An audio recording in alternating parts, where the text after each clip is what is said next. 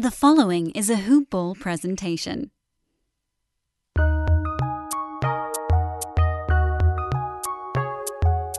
Welcome to the Fantasy NBA Today podcast.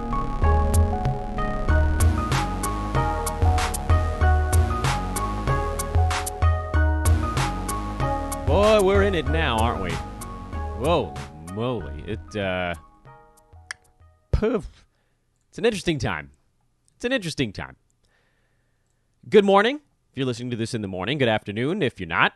This is Fantasy NBA Today, a hoop ball presentation. I'm your host, Dan Vespris, and we are getting reports coming fast and furious out of the NBA, mostly from Woj, about who has tested positive for the coronavirus. Now, last week, we got these reports, and at the time, I think I said something like, well, to be honest,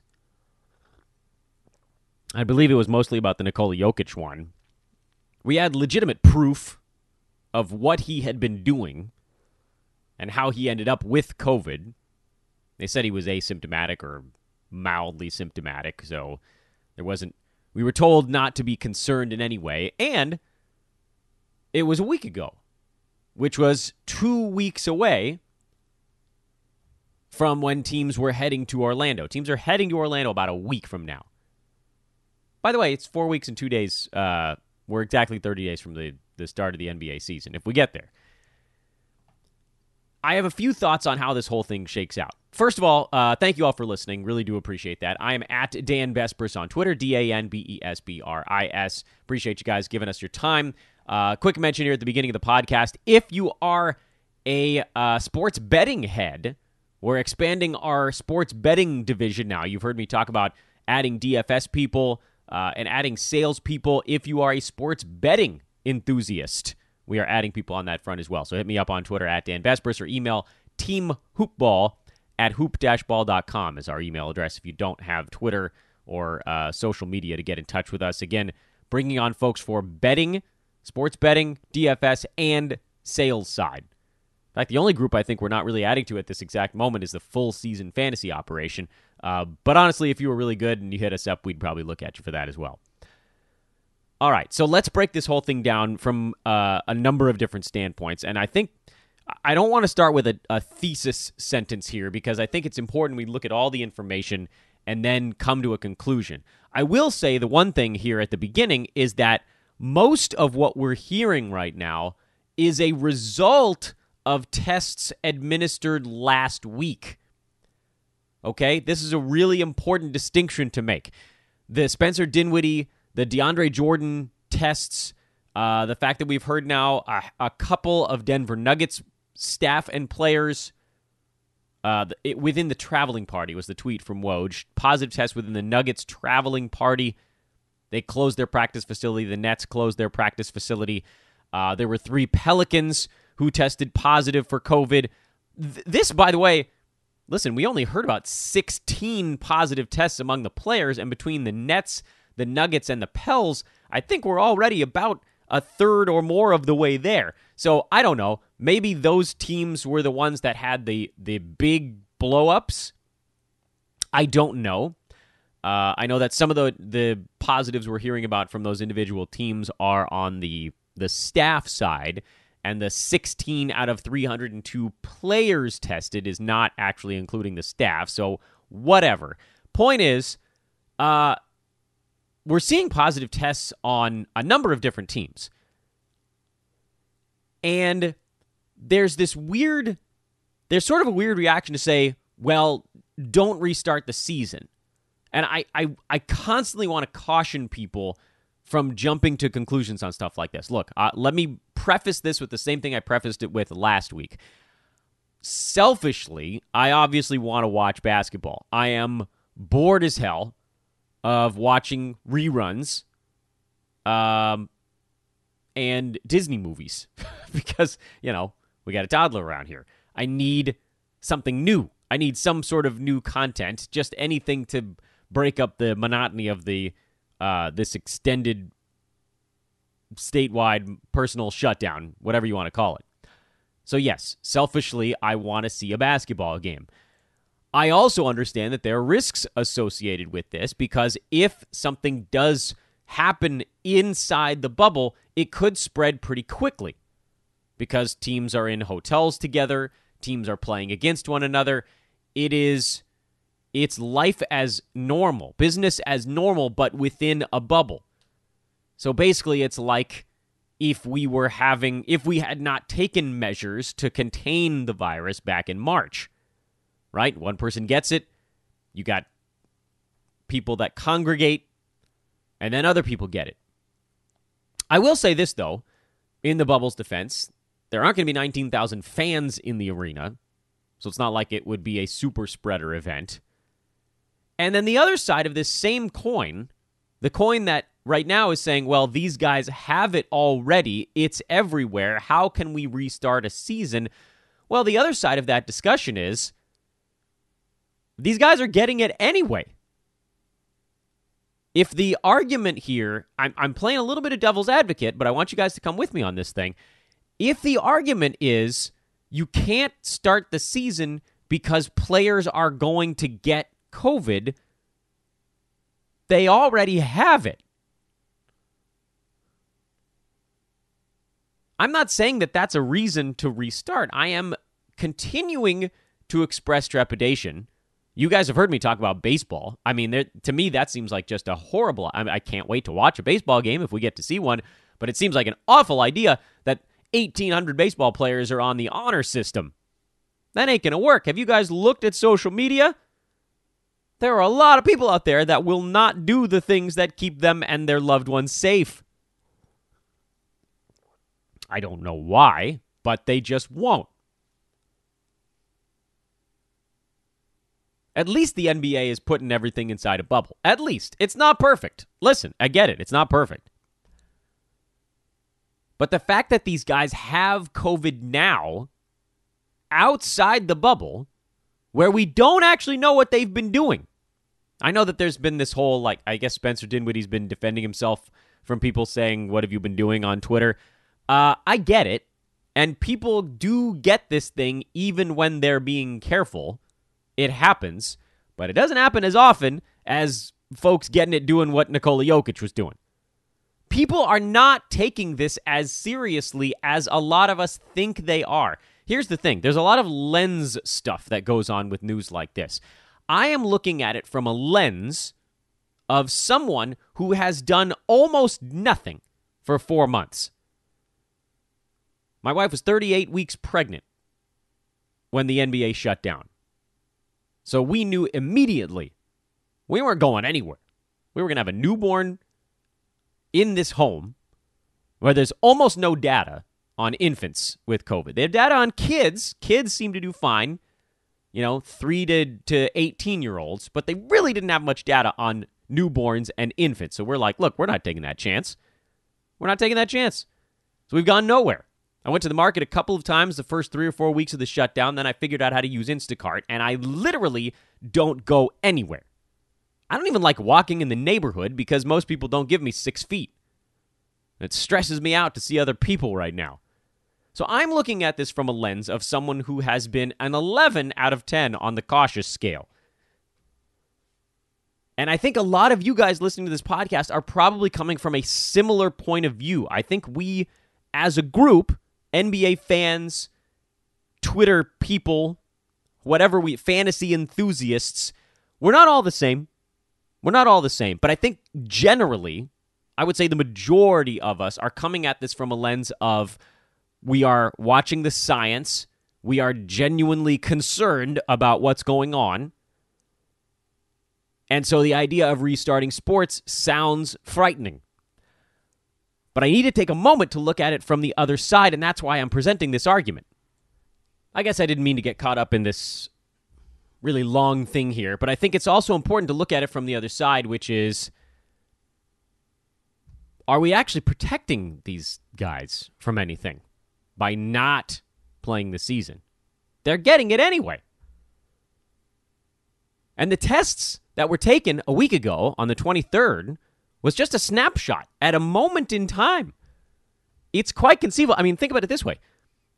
These tests generally return positives for anywhere from 5 to 14 days if you have COVID. Sometimes longer than that if you have severe complications. This is just a snapshot on June 23rd, a week ago. A lot of these guys probably had it and got better, or had it and were asymptomatic and it went away. Like the idea that 16 out of 302 of the NBA players had it in this moment. Think about how many probably have had it since March. Remember, we got a bunch of positive tests right out of the chute. And then everybody went into full lockdown. Or did they? Then people started opening up. April, May, places started opening up. I mean, we're talking about multiple months here. I don't know if they've done the antibody tests on these guys to find out who may have had it in the past. I think we've decided that those are not particularly accurate. But here's the thing. If we cancel the NBA season, let's say hypothetically they do shut it down, how many of these guys do you think are actually going to go home and do what I've been doing, which is locking myself inside and exposing myself to nothing? I work exclusively from home. All my phone calls, all my emails, all my podcasts, everything that I do is out of basically a corner of my bedroom. How many of these 302 players and staff do you think are going to be sitting at home? How many do you think are going to go play a pickup game? How many of the staff do you think are going to go to a restaurant with a friend or a family member? I see it on Facebook. My friend circle. Idiots. It's driving me nuts. People that are like, hey, my birthday's coming up this week. Who wants to go out? No! Don't do it. So why do we think if we cancel the season, these guys are going to stay home? I don't know that this really is more dangerous for a lot of these guys. For the coaches, I look at it from a very different set of optics. If they cancel the season, I'm betting Greg Popovich is staying home. And that scares me more than anything. Put that man in a damn bubble and sit him 9 rows back of anybody else in these stinking games. It isn't worth it for a team that ain't making it. I really, and maybe it's a lack of trust in a certain age group. I don't know. But the fact that we're seeing so many positive tests, like, look, I'm not saying it's easy to avoid COVID. I'm saying it's easy to avoid COVID if you can stay home. A lot of people can't. A lot of people have to go to a job where their boss makes them go to a place and do work and be exposed to other people. Those people are in a tough spot. An NBAer could stay home. And I'm betting that some of these guys are. I bet you LeBron called everybody on the Lakers and was like, you better sit your ass at home. Like, let's find out how many positive tests come back on the Lakers. I'm very curious about that. Let's see how many positive tests come back on the Clippers, the Bucks. Those teams haven't leaked out yet because those teams really want to win a championship. I think their leadership has been like, don't screw this up. We have a legitimate shot. Don't screw this up.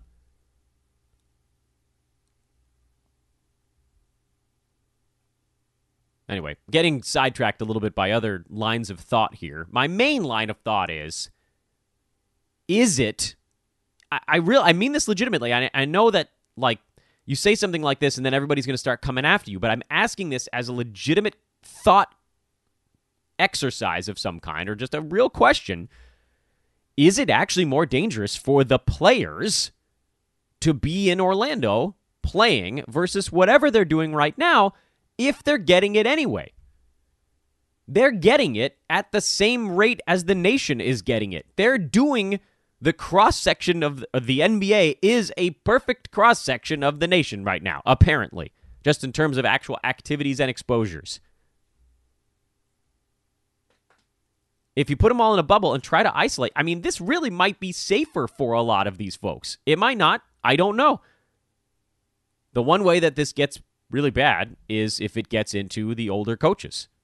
That's what makes me very nervous. So we shall see. I guess the point of all of this is these tests were from a week ago.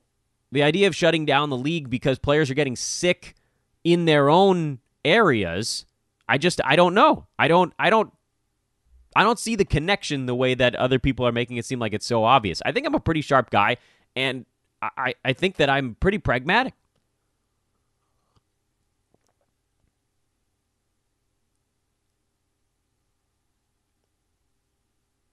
I think the Nuggets had one additional positive come out this week in addition to the... No, that's not right. Yeah, that is correct. So that was probably someone who got it from the other guys at the practice facility. I mean, that's the thing. Like, that's the point of the quarantine. We have to get this out. Players have it. You quarantine them, and then you put them in an area where it doesn't exist. Anyway, I'm not seeing the connection between somebody catches it in Denver, they shouldn't go into an isolated bubble. Theoretically, if you don't bring the virus into the bubble, it should be safer. You should be able to play with one another. The question is, what if somebody brings it in? Right. Then you have to be very cautious, and that's where the testing hopefully will help us out. So, yeah, selfishly, I want to see it. I'm terrified of everything right now, completely petrified of every single thing that's happening in the universe. I'm intermittently paralyzed by fear, which I think makes me a pretty good candidate to look at this stuff with a reasonable lens. I have things pulling me in both directions, and what I'm seeing here is... what does someone's habits outside the bubble have to do with the safety of the bubble if we can track them, basically? Some of these teams are going to get a late start on things, that's for darn sure. A lot of these players that have tested have been asymptomatic. The two that haven't been asymptomatic that we've heard of at least are Spencer Dinwiddie and DeAndre Jordan. So we segue now into some real names on this list. Players, because of HIPAA, the names are not coming out for most of these guys unless they talk about it themselves. DeAndre Jordan has now officially opted out of the bubble. After yesterday, we talked about him being a guy worth drafting. He's not anymore, and Jared Allen now is. So, farted on yesterday's podcast. Whatever. His health is definitely more important than yesterday's podcast. So get well. DeAndre Jordan, well aware that his Nets team is not about to make a deep playoff run, is sick, is concerned, is staying home. Spencer Dinwiddie is still questionable. He's got the questionable tag to accompany the team to Orlando. If he doesn't go, well, you're going to probably have to get Karis LeVert in the second round. You're even going early in these resumption drafts.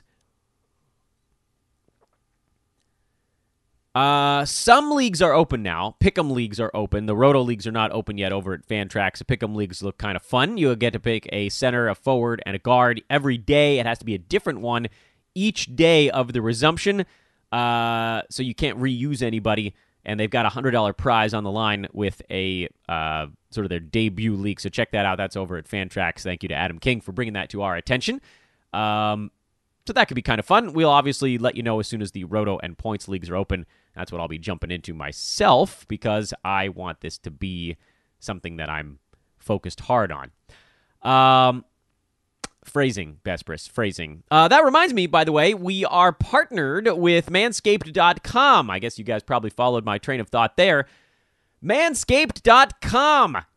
They spent a year and a half upgrading their lawnmower. This is the 3.0. I know I've said it before. I'm pretty stoked about this LED light that illuminates where you're shaving. I don't know. Maybe you guys have brighter bathrooms or homes than I do, but my home is dark. We have lots of lamps, and it doesn't make it lighter. We do not have recessed or tracked lighting in our two-bedroom apartment here. We have whatever lamps we can hook up and a southern exposure and a lot of rooms that face the side of another apartment complex. So there ain't much light. A light in a sideburn trimmer, or a trimmer of any kind, is a really big deal. And the biggest part of this is, come on, man. I never ask you guys for anything. We need this to be a great partnership, and we need your help to get there. So use coupon code HoopBall20. HoopBall20 to get 20% off and free shipping over at Manscaped.com. No pinching. No pinching. I'm actually going to shave my neck today. with the Lawnmower 2.0. I have the last iteration of it. Good stuff. Would love that LED on my deal. Maybe I'll send it in and ask for an upgrade. I might go get one myself, actually. Hoopball20, again, the promo code, 20% off and free shipping. I know we haven't talked a ton of fantasy at the front end of this podcast, but with all these tests coming out, to me, it just felt like the right time to dig in a little bit on the COVID and the bubble stuff for the first time in a couple of weeks on the show. Just in terms of what it means that these tests are coming out. Frankly, I think for the league, it might be better if they hadn't told us how many players on different teams have it. Like, do we really need to know that 3 Nuggets have tested positive? Is that necessary for the general public? I don't know if it to me it's creating unnecessary fear among all of us. But I do, and that was the point of today's discussion, which is, should we be afraid of the league resuming if this stuff is happening anyway? And again, my thought is really the grown-ups in the room. Alvin Gentry, Doc Rivers, Greg Popovich, the head coaches that are 60+. Is Doc 60+? He's close if he's not. Gentry, I know, is 65. Pop is over 60. D'Antoni's over 60. Almost forgot about D'Antoni. I don't know. Worries me about the coaches, because if something does sneak in there, they're in a spot where their habits are probably pretty different with a basketball unit than they were at home. These guys were probably pretty well isolated for the last 3.5 months. I don't know. I really don't know. I mean, maybe they were the ones that tested positive. What the hell do I know? To me, what we're seeing here is, it seems like for the younger folks, the 20-somethings, I don't know that the habits are going to be that different. Now they'll just be in a safer bubble. And then for the older folks, maybe that's where the habits are different. I would love to hear your thoughts on it. Listen, I'm not saying we need to do one thing or the other. I'm not saying we have to start the season. I'm not saying we have to cancel it. I'm just saying that there's a more nuanced discussion that needs to take place than what generally happens on Twitter when we hear 3 Pelicans have COVID, 5,000 replies to original tweet that all say, "Shut her down!" By the way, Kevin Durant announced he would not be accompanying the Nets to Orlando, which, I mean, tree falls in the forest kind of thing, so whatever. As long as we're already 20-some-odd minutes into this podcast, my original plan was to do a mailbag show today, but like an idiot, I forgot to tweet about it yesterday, so no questions. Dan, you stupid. If you don't tweet it, no one can send you anything, but we'll get a mailbag show going at some point later this week. Today, what I'd like to do is now start to, listen, we spent the last, 6-7 shows discussing the individual teams going to Orlando. We've now quickly hit on what happens depending on which guys are opting out. What I'd like to do is now take a look at the actual ranking board from the regular season and start to pull names out, just so you guys can see what it might look like if we don't make our adjustments to it. So, for instance, let's just start at the top and use the first round as an example.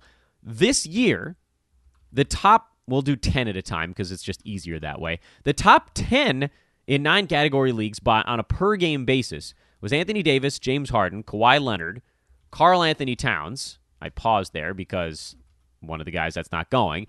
Kyrie Irving was number 5. Yeah, that's another one. Damian Lillard, John Collins, hello. Hassan Whiteside, also notable in his downward trend here. Nikola Jokic, Bradley Beal. That was your top 10. The reason that's interesting is because even within the top 10, we've talked about how we're making this general 27% adjustment with where guys are going to end up. I think that's going to catch a lot of people by surprise when they get into these resumption drafts. That's why this part of our prep is actually going to be pretty useful. Instead of what we were doing before, which was creating a hypothetical, this kind of mythical future when these names are not on the list, let's just actually do it. So just for argument's sake, let's pull out the guys that aren't playing in the bubble and see just what the top 10 looks like without them. Damian Lillard becomes number 4. Hassan Whiteside becomes number 5. Nikola Jokic becomes number 6. And Bradley Beal becomes number 7. 3 of the top 10 players aren't even going to be in Orlando. And Hassan Whiteside, you could make the argument with Zach Collins and a banged-up Yusuf Nurkic coming back. Woof, easy, Besbris. Don't try to talk too fast. He's probably not going to be inside the top 10 either. Probably. Anything's possible, I guess, but I'm going to say probably not going to be in there. So if we were to remove Hassan Whiteside, or at least drop him to the back of the pack and figure out where we're going to put him later, you're talking about now a top 6 that survived this shutdown. AD, James Harden, Kawhi Leonard, Damian Lillard, Nikola Jokic, Bradley Beal. That's your top 6 now. LeBron James becomes 7. Jason Tatum becomes 8. Like, these are weird things that you wouldn't expect to hear, because even as we're talking about these guys, it's like, yeah, well, Jason Tatum was number 12, but I can't see him going much higher. Yeah, but here's the thing. 27% of 12 is still 3, and in our particular case, it's 4 guys that are outside from in front of him. So it's actually more than the 27%. It's 33%. A 27 to 33% bump is colossal. As it happens, a lot of the players that aren't going to be in Orlando are clustered inside the top 8. 4 of the top 8 are not going to be there. Or I should say 3 of the top 8, and then Whiteside, who's not going to be inside the top 8. And so we actually have to start picturing in our heads, and then start writing it down on top of that, where these guys are actually going to end up and how quickly names come off the board when you remove 30% of the names on the board. I think probably a lot of you will find this it'll feel a little bit like a keeper league. A keeper league, every team gets to keep 1, 2, 3 guys, something like that. So depending on what kind of keeper league you're in, by the second or third round, the names coming off the board don't look the way they're supposed to, if you catch my meaning. In a normal snake draft with everybody available, redraft leagues, second round, third round, whatever, when we talk about that, it's pretty predictable. Guys go near their ADP. That's what it's for. In a keeper league where, let's say hypothetically it's like the one that I'm in, where guys are kept at wherever they were drafted minus 2 rounds. So if somebody was drafted in the 6th round, you could keep them at a 4th round payment the next year. By the time you get to the 3rd, 4th round, there are 10, 15 guys gone because they've been kept in later rounds. They've already been kept. So other guys get shuttled up the board. 5th rounders go in the 4th or the 3rd. 6th rounders go in the 4th or 5th. That kind of thing. So you're going to see that, and it jumps up on you pretty quick. Especially if you've been doing a lot of redraft drafts, and then you jump into one where there are just a bunch of players missing. It can throw your brain for a loop. So this part of our preparation is really less about understanding where we're going to draft guys from an order standpoint, but understanding instead how it's going to jump on you. We have to be mentally tough.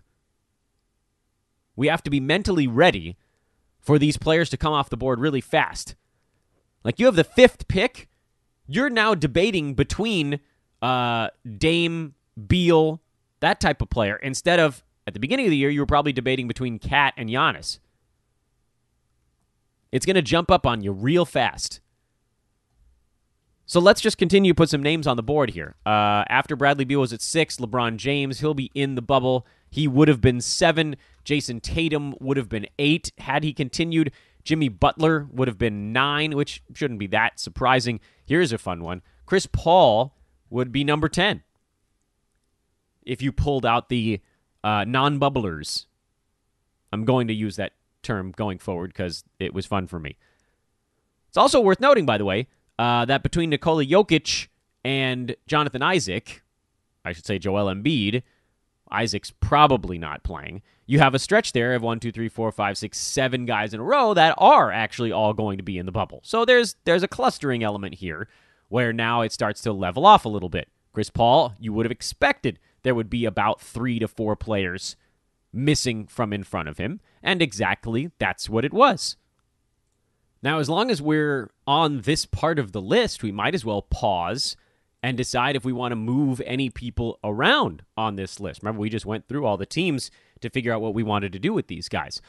Anthony Davis at the top? Probably not. The Lakers, as we've talked about, are likely to be clinching the 1 seed within the first 4 games, I would think, of the lockdown. And you can bet your butt Anthony Davis is not going to be playing 36 minutes a night after they've locked up the 1 seed. He'll be settled probably at the 20 to 24 range. Again, that's why we love JaVale McGee so much here, especially if Dwight Howard doesn't come along. We'll wait and see if he changes his mind. It sounds like he's going for now. I don't think Anthony Davis can be number 1.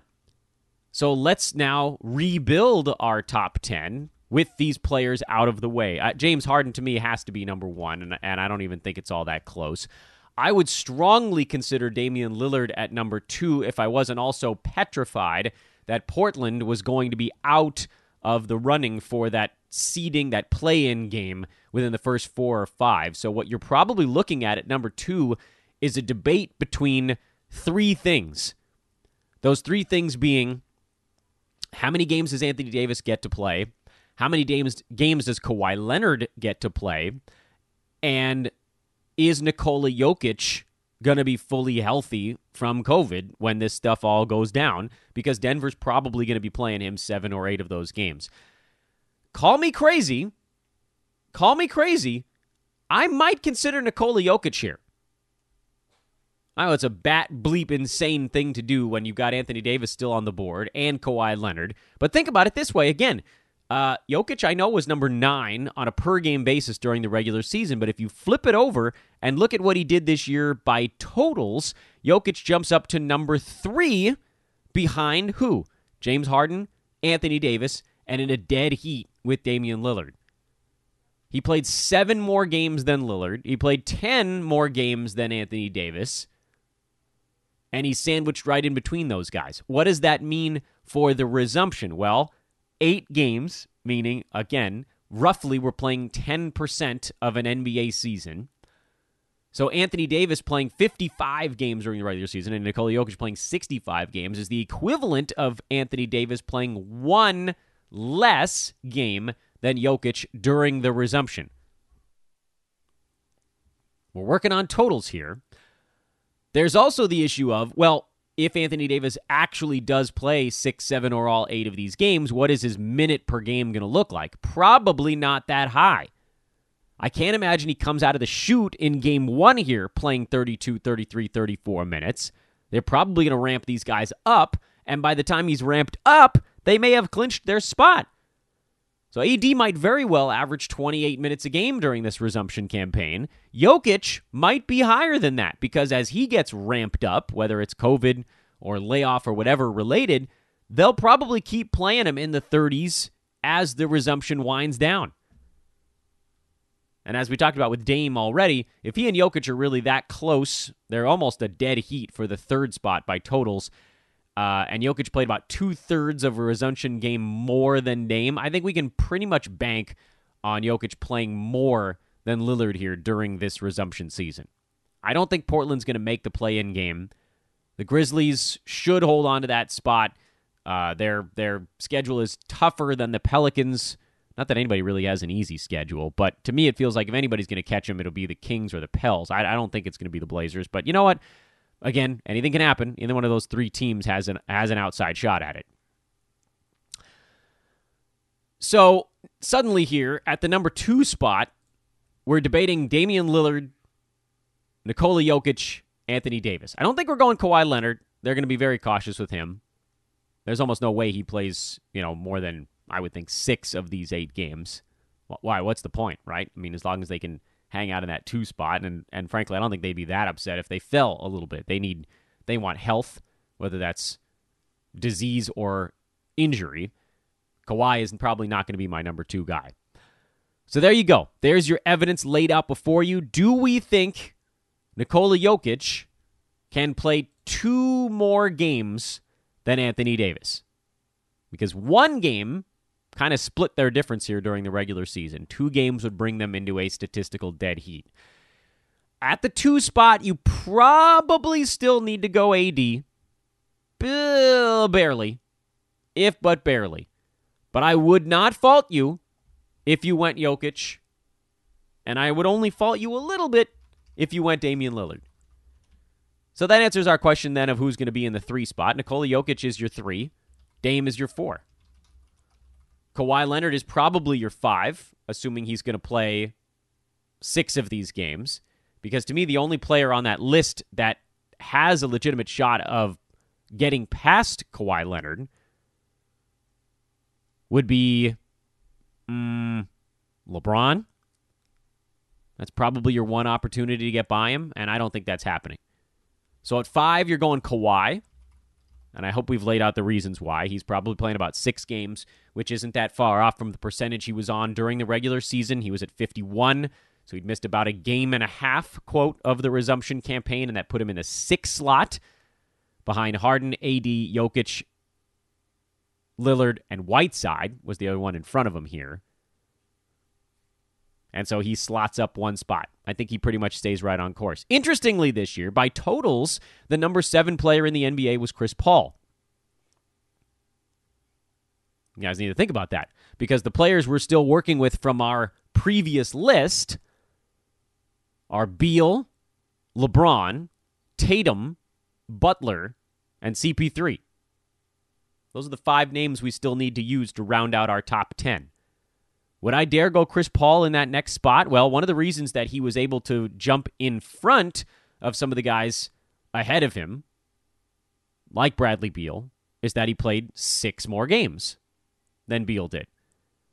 He played 4 more games than Jason Tatum, 3 more games than LeBron James. If you level those out, Chris Paul falls back behind those guys. But honestly, it's not that far apart. So my thought here on this 6 through 10 range, which again, Beal, LeBron, Tatum, Butler, Paul, you go with the guys that you think are going to get closest to 8 games played. And of those 5 guys, the ones that would feel seemingly be the closest, you'd eliminate Bradley Beal. We've already actually heard from the Wizards that they're going to be keeping tabs on his minutes. I don't even know that you necessarily need to put him inside the top 10, but we probably will because of the craziness he was doing before the shutdown. He was, top 3-4 guy for a while there, and number 1 actually for the last 3 weeks. So we'll keep him in the top 10, at least for now.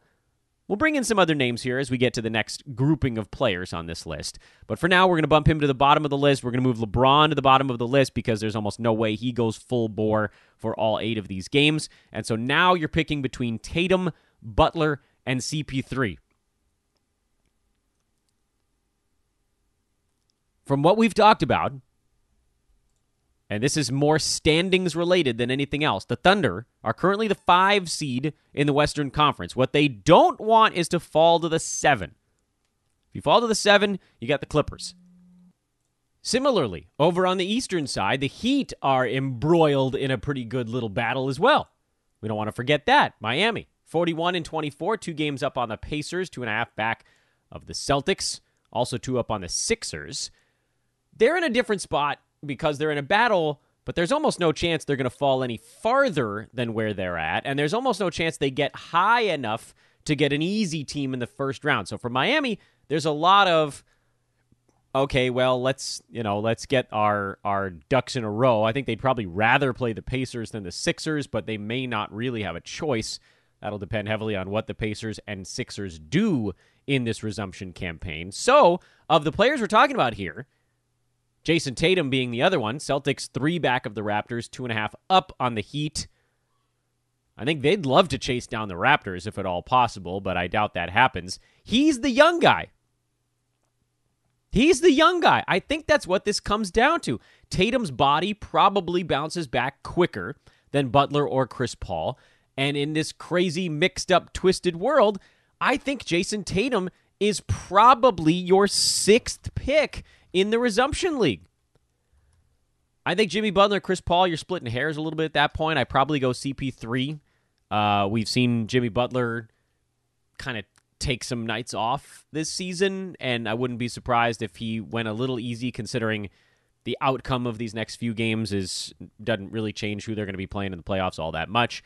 I probably go LeBron ahead of Beal just because I think he'll actually play through the games, even if his minutes are diminished late, and then you could probably go Bradley Beal at number 10, although you could very easily, in my estimation, flip-flop those guys. So that's how you take the guys that would have just ascended into the top 10, removing the players that are either obviously not going to be there, being Hassan Whiteside, or actually physically not going to be there in Kat, Kyrie, and John Collins. You could make an argument that if you went a little bit farther, say Joel Embiid, if you included him in this, Nikola Vucevic, if you included him in this, Giannis Antetokounmpo, who is down at 20 this year, it's possible you see those guys ascend into this group, and so that's what we'll do. This was not your exact top 10 for the Resumption League, because I think I might even make the argument that, I would strongly consider Vooch over... I might even consider Vooch over LeBron James at this point. If I think Vooch is going to play all 8 games, I think the Magic want to get to the 7 seed and stay out of the 8. Deal with Toronto instead of Milwaukee coming out of this thing. LeBron was a lot better than Vooch during the regular season, but again, we're talking about what if LeBron only plays 6 out of the 8 games and Vooch plays 8? He becomes likely the more valuable player of those two guys. So we'll readjust this stuff as we bring some of the other players in. I just wanted you guys to see. By the way, I don't know that I would change the top 6 based on what we just talked about. I'm not sure I'd change my top 7 or even top 8. The LeBron Beal contingent at the bottom of that group is where you start to say, well, what if they don't play X number of games kind of thing. So I think what we've done today is probably lock down our top 6, maybe our top 8. And as we bring more players into our list, we're going to start going through and we're going to start rearranging these guys and showing, okay, this is how you create your Resumption era list. You remove the dead names, the ones that are not actually on the board. You move bodies around. And we don't want to move guys too much, remember, based on what they're going to be doing. We move them based on whether or not we think they're going to be playing. So this is a totals ranking board, ladies and gentlemen. This is not per game. Totals are everything. During this, you need your top guys in particular to play all 8 of those Resumption games, or as close to that as humanly possible. Let's put a pin in this thing. Tomorrow we'll include a bunch more names. We'll actually start to sort these things out. It'll be a more realistic list. For today, I think you can just safely say we did our top 6, and we'll pick up from there either tomorrow or the next day. I'm hoping I can remember to actually, heaven forbid, put out a tweet on getting our mailbag stuff going. Again, check out manscaped.com. Promo code is hoopball20. Help this podcast survive by buying stuff so that we can look great for our advertisers. It would mean the world to yours truly. Dan Vespris, at Dan Vespris on Twitter. Check out Hoopball on Instagram, at HoopballOfficial. Hit me up if you want to be a DFS head, a betting head, or a sales head. That's not a thing, but it is now. At Dan Vespris on Twitter or Team Hoopball at hoop-ball.com. Whatever the hell day it is, it's 30 days away from NBA. Have a great 30th day away from NBA, and we'll talk at you again tomorrow, everybody. This is a Hoopball presentation. So long.